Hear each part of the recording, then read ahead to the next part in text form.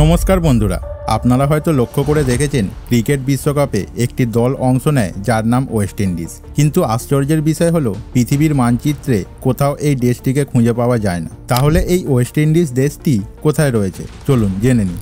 আসলে পৃথিবীতে West Indies নামের কোনো দেশই নেই। দুই আমেরিকা মহাদেশের মাঝে ক্যারিবিয়ান সাগরে অবস্থিত 13টি ছোট ছোট দ্বীপ রয়েছে। এই সবকটি দ্বীপই হলো আলাদা ছোট ছোট স্বাধীন দেশ, যেমন Cuba, Jamaica, Haiti, Dominican Republic, Antigua, Barbados, Dominica, Saint Kitts and Nevis, Grenada, Saint Lucia, Saint Vincent ও আরও কিছু ছোট দ্বীপ রয়েছে যেগুলো এই দেশের নিয়ন্ত্রণেই রয়েছে। এই 13টি দেশ ও দ্বীপের সমূহকে একত্রে ওয়েস্ট ইন্ডিজ বলা হয়। কিন্তু ওয়েস্ট ইন্ডিজ বলার কারণ কি?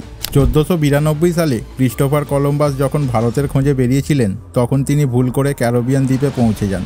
তখন তিনি এই দ্বীপের নাম রেখেছিলেন ইন্ডিজ। পরবর্তীকালে এই দ্বীপ ভারতের পশ্চিমে অবস্থানের কারণে ব্রিটিশরা এই দ্বীপকে ওয়েস্ট ইন্ডিজ নামে আখ্যা দেয়।